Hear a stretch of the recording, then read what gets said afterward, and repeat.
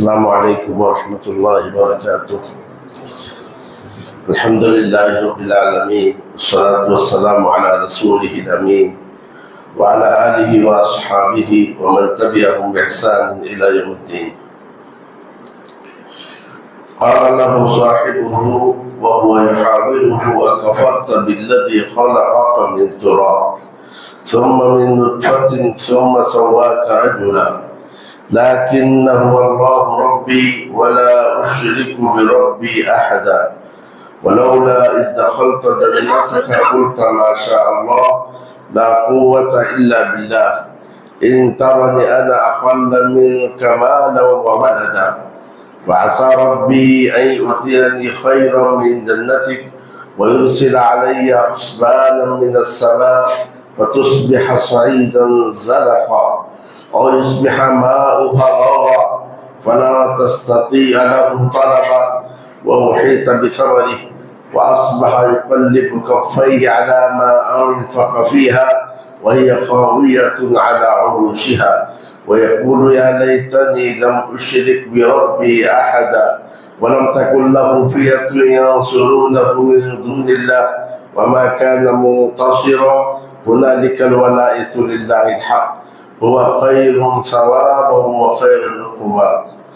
اس کے ساتھی نے اس سے کہا اور وہ اس سے بات کر رہا تھا، کیا تو نے اس ذات کے ساتھ کفر کیا جس نے تجھے مٹی سے پیدا کیا، پھر نطفہ سے، پھر اس نے تجھے پورا انسان بنایا، لیکن وہ اللہ میرا رب ہے اور میں اپنے رب کے ساتھ کسی کو شریک نہیں ٹھہراؤں گا۔ اور کیوں نہیں جب تو اپنے باغ میں داخل ہوا کہا ماشاء اللہ لا قوت الا باللہ، اللہ نے کیا چاہا ہے، نہیں یہ قوت مگر اللہ کی مدد سے، اگرچہ کہ تو مجھے دیکھتا ہے میں تجھ سے مال میں اور اولاد میں کم ہوں، مگر مجھے اپنے رب سے امید ہے کہ وہ مجھے تیرے باغ سے بہتر باغ دے گا اور تیرے باغ پر آسمان سے عذاب کو بھیجے گا، بس تیرا باغ چٹیل میدان ہو جائے گا، یا کہ اس کا پانی گہرائی میں چلا جائے گا اور تو اسے ڈھونڈ کر نہیں نکال سکے گا، اور اس کے پھل کو گھیر لیا گیا۔ اب اس نے جو کچھ اس باغ میں خرچ کیا تھا اس پر اپنے ہتھیلیوں کو ملنے لگا، اور یہ باغ اپنے چھت کے بل اوندھا گرا ہوا تھا، اور وہ کہنے لگا اے کاش میں اپنے رب کے ساتھ کسی کو شریک نہ ٹھہراتا، اور اس کے لیے کوئی جماعت نہیں تھی جو اس کی مدد کرتی اللہ کے مقابل میں، اور نہ خود وہ بدلہ لینے والا تھا۔ یہاں یہ بات معلوم ہوئی کہ سارے کے سارے اختیارات اللہ کے پاس ہیں، جو برحق ہے وہی ثواب دینے کے لحاظ سے بہتر ہے اور عاقبت و انجام کے لحاظ سے بہتر ہے۔ گزشتہ درس میں بتایا گیا تھا کہ اللہ عز و جل نے نبی اکرم صلی اللہ علیہ وسلم سے کہا کہ ان کفار مکہ کو دو آدمیوں کا واقعہ بیان کیجیے، ان دو میں ایک مومن تھا اور دوسرا کافر۔ اللہ عز و جل نے کافر کو دو انگور کے باغ دے رکھے تھے، اور ان باغوں کے اطراف کھجور کے درخت تھے، دو باغوں کے درمیان کھیتی تھی، اور اس میں اللہ عز و جل نے نہریں جاری رکھی تھی۔ یہ دونوں شخص آپس میں بات کر رہے تھے۔ بات کرتے ہوئے اس کافر شخص نے مومن سے کہا کہ دیکھو میں تم سے زیادہ مال بھی رکھتا ہوں، اور اولاد اور جماعت کے لحاظ سے میرے پاس زیادہ قوت اور طاقت بھی ہے، اور یہ بھی کہا میں نہیں سمجھتا یہ باغ کبھی ختم ہوگا، بلکہ مجھے قیامت پر بھی یہ دن نہیں ہے، اور بالفرض اگر قیامت آ بھی جائے تو وہاں بھی مجھے ایسا ہی ملے گا جیسا کہ دنیا میں ہے۔ وہ اس طریقے سے ایک طرف وہ خود پسندی کا شکار ہو گیا، اور جو نعمت اللہ عز و جل نے اس سے دی تھی اسے اس نے اپنا کمائی سمجھا، اور تیسری بات یہ ہے کہ قیامت کا انکار کرنے لگا۔ اور یہ حقیقت ہے جب انسان خود پسندی کا شکار ہو جاتا ہے اور اس طریقے سے اللہ عز و جل سے بے نیازی کا راستہ اختیار کرتا ہے تو پھر وہ کفر کے راستے میں چل پڑتا ہے، جیسا کہ اللہ عز و جل نے فرمایا کلا ان الانسان لا یطغی ان رآہ استغنی، انسان جب اپنے آپ کو بے نیاز سمجھتا ہے تو وہیں پر وہ طغیانی اور سرکشی پر آ جاتا ہے۔ مال اور اولاد کی کثرت کو جب تکبر کرنے لگتا ہے تو اب سمجھتا ہے کہ یہ مال، یہ اولاد اسے ہمیشہ ہمیشہ کے لیے دنیا میں رکھیں گے۔ اب اس کے ساتھی نے اسے نصیحت کی۔ سب سے پہلے نصیحت یہ کی کہ تم اس ذات کا انکار کرتے ہو جس نے تم کو پیدا کیا، جس سے مٹی سے، یعنی تمہارے باپ آدم کو مٹی سے پیدا کیا، اور تمہیں تمہارے باپ کے نطفے سے پیدا کیا۔ تو وہ تمہاری دو فطرت ہیں، تمہاری دو اصل ہیں، ایک تو تم مٹی سے ہو اور دوسرے کہ تم نطفے سے ہو جو حقیق سا پانی ہے، اور نطفہ بھی در حقیقت مٹی ہی سے ہے۔ انسان کا نطفہ ان تمام چیزوں سے بنتا ہے جو وہ کھاتا ہے، اور پیداوار مٹی سے ہی نکلتے ہیں۔ تو تمہاری اصل یہ ہے کہ تم مٹی سے ہو، نطفے سے ہو جو حقیق سا پانی ہے، پھر وہی اللہ ہے جس نے تمہیں مکمل انسان بنایا۔ تمہاری حیثیت کیا تھی؟ آج تم ان نعمتوں پر فخر کرتے ہو، اتراتے ہو، اللہ کا انکار کرتے ہو، جبکہ سب کچھ اللہ عز و جل کا دیا ہوا ہے۔ اور ساتھ میں اپنے عقیدے کو بیان کیا، میرا عقیدہ یہ ہے میرا رب اللہ ہے،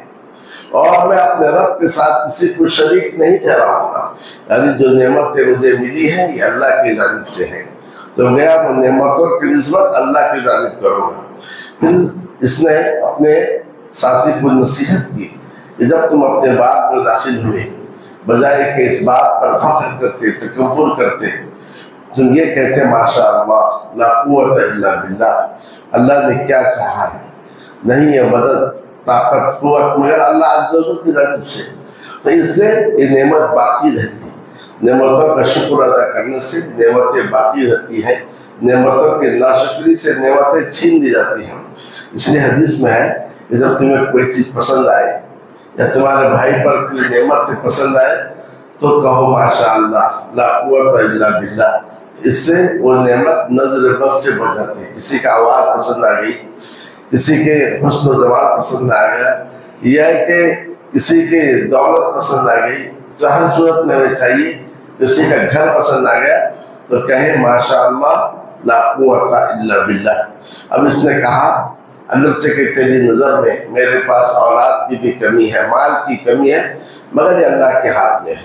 جس نے آج تجھے دولت دیا ہے وہ مجھے کل دولت دے سکتا ہے، اور جس نے آج تجھے دولت دی کل سے اس کو تمہیں چھین بھی سکتا ہے، اور تمہارے اس بات پر عذاب کو بھیج سکتا ہے۔ ہوا یہی کہ عذاب آیا، پورے کے پورے پھل تباہ ہو گئے، اور اس کے جو پھل تھے وہ سب جو ہے منہ کے بل گر گئے، کیونکہ انگور وغیرہ کے جو بیل ہیں چھت پر پھیلائے جاتے ہیں، پورا کا پورا چھت گر گیا۔ اب وہ افسوس کرنے لگا، اپنے ہتھیلیوں کو ملنے لگا، اور کہا کاش میں اپنے رب کے ساتھ کسی کو شریک نہ ٹھہراتا۔ اس واقعے سے یہ بتایا جاتا ہے کہ اصحاب کہف کے واقعے سے جیسے معلوم ہوا کہ توحید اور ایمان کے بدولت اللہ حفاظت کرتا ہے، اس واقعے سے معلوم ہوا کہ توحید کی ضد شرک کی وجہ سے اللہ تعالیٰ تباہ و برباد بھی کر سکتا ہے۔ اور آخر میں کہا کہ جب اللہ کا عذاب آیا نہ اس کے پاس کوئی جماعت تھی، اپنی جماعت پر وہ فخر کر رہا تھا کہ میرے پاس بڑی جماعت ہے، بڑا قبیلہ ہے، کوئی قبیلہ اللہ کے عذاب کے مقابلے میں اس کا کام نہیں آیا، اور وہ خود بھی اللہ عز و جل سے کوئی بدلہ نہیں لے سکا۔ یاد رکھو سارے کے سارے اختیارات اللہ تعالیٰ کے لیے ہیں۔ اس کائنات کو اسی نے پیدا کیا اور اس کائنات کو وہی چلا رہا ہے۔ الا لہ الخلق والامر،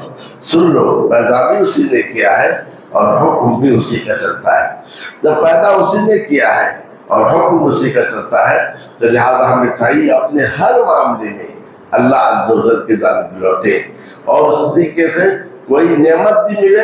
اللہ کا شکر ادا کرے، الحمدللہ کہیں، اور اگر کبھی نعمت چھین جائے، کوئی مصیبت آ جائے، تب بھی اللہ عز و جل کی جانب لوٹے اور کہ اللہم اجرنی فی مصیبتی، اے اللہ اس مصیبت میں مجھے اجر دے، واخلفنی خیرا منہا، اور اس سے بہتر چیز مجھے عطا کر۔ وہ اس واقعے سے معلوم ہوا کہ ہمیں چاہیے اپنے جملہ امور میں رب العالمین کی جانب لوٹیں، کیونکہ کائنات میں اختیار صرف اللہ کے لیے ہے۔ هنالک الولایۃ للہ الحق، یہاں پر اختیار اللہ کے لیے ہے جو برحق ہے، اور ثواب کے لحاظ سے، بدلہ دینے کے لحاظ سے اللہ ہی بہتر ہے، اور انجام کے لحاظ سے بھی اللہ بہتر ہے، کیونکہ سب کو اللہ عز و جل کی جانب لوٹنا ہے۔ اس واقعے سے بہت سارے دروس ملتے ہیں۔ ان میں سے پہلی بات یہ ہے کہ انسان کو چاہیے کوئی بھی نعمت اسے ملے اس سے خود پسندی کا شکار نہ ہو جائے، عجب کا شکار نہ ہو جائے۔ آپ کو علم ملا ہے، اس پر نہ اترائیں، آپ کو حسن ملا ہے، اس پر آپ نہ اترائیں، آپ کو دولت ملی ہے، اس پر آپ نہ اترائیں، آپ کو منصب ملا ہے، اس پر آپ تکبر نہ کریں۔ آج جو نعمت ملی ہے کل وہ نعمت چھین جا سکتی ہے۔ اور دوسری بات یہ ہے، جب کوئی نعمت ملے یا کسی پر کوئی نعمت دیکھے تو کہے ماشاءاللہ لا قوت الا باللہ۔ اور تیسری بات یہ ہے، ہمیشہ یقین رکھیں کائنات کو جس نے پیدا کیا ہے وہی کائنات کو چلا رہا ہے، تو لہذا ہر حالت میں بندہ مومن کو چاہیے رب العالمین کی جانب لوٹے۔ نبی اکرم صلی اللہ علیہ وسلم دعا کرتے تھے، اللہم اصلح لی شانی کلہ ولا تکلنی الی نفسی طرفۃ عین، اے اللہ میرے سارے معاملات اصلاح کر دے، مجھے پلک جھپکنے کے برابر بھی اپنے نفس کے حوالے نہ کرے۔ اللہ رب العالمین سے میری دعا ہے کہ اللہ عز و جل ہمیں توحید کو سمجھنے کی توفیق عطا فرمائے، جب تک زندہ رکھے توحید پر رکھے، جب دنیا سے لے جائے توحید کے ساتھ اٹھا لے۔ صلی اللہ تعالیٰ علی نبی کریم وعلی آلہ وصحبہ اجمعین۔